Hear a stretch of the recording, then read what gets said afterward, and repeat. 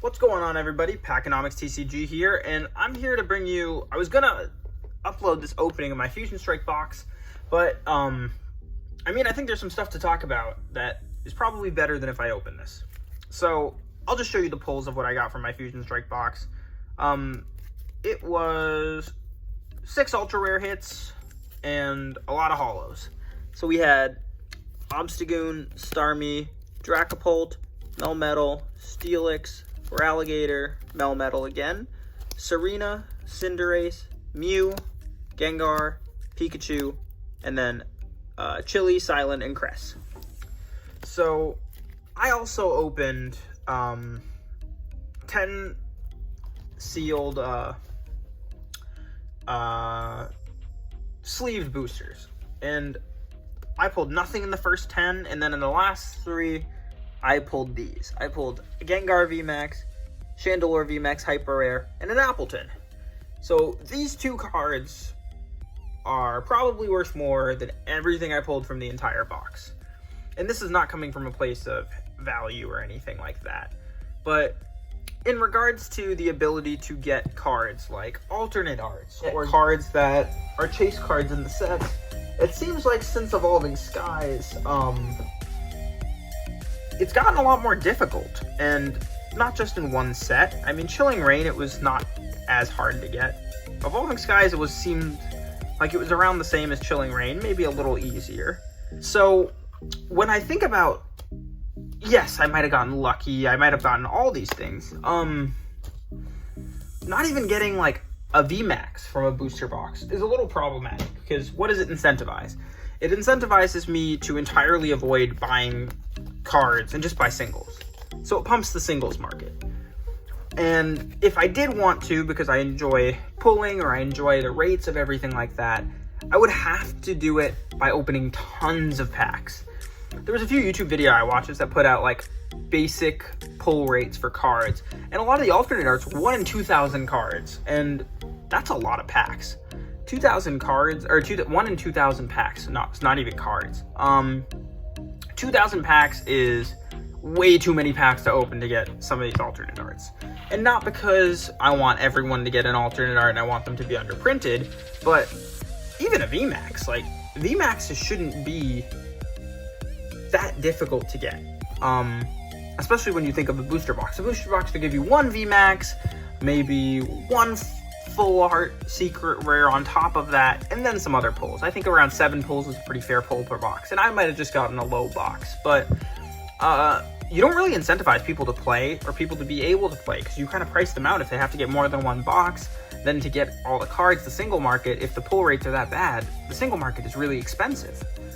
And so would I spend $40 on, let's call it a Gengar VMAX, I don't know if that's actually the price, to then have to get a playset of 3 line, and then that's like $120. I get 3 cards instead of a box. Like, I'd like to believe that I could try to get more out of a booster box. And so I do think this is just a set, and there are just really bad pull rates. But I don't really know. Pokemon has been inching towards, they went towards this model when they introduced alternate arts, kind of back in Tag Team, I think. They started to do alternate art versions of cards, and then more in Cosmic Eclipse. They went to a version of the trading card game where you could easily access the Vs and VMAXs, but if you wanted the cool blinged out cards, it was a little harder to get. Now, I have no problem with that.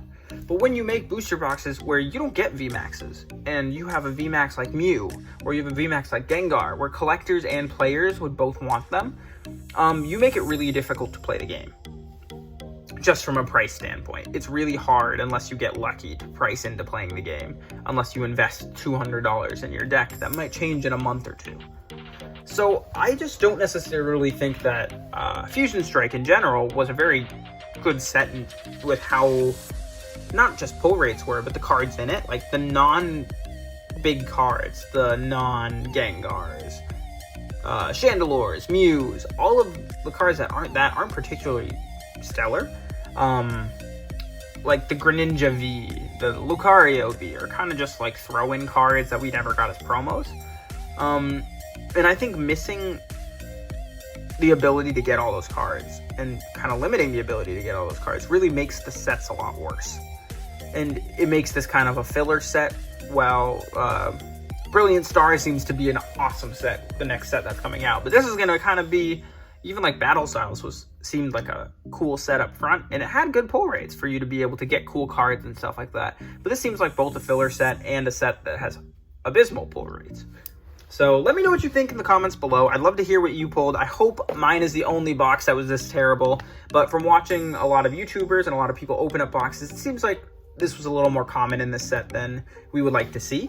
A company should definitely want to reward players for buying their product, especially a premium product like a booster box, which has a lot more packs and a lot more money invested in it.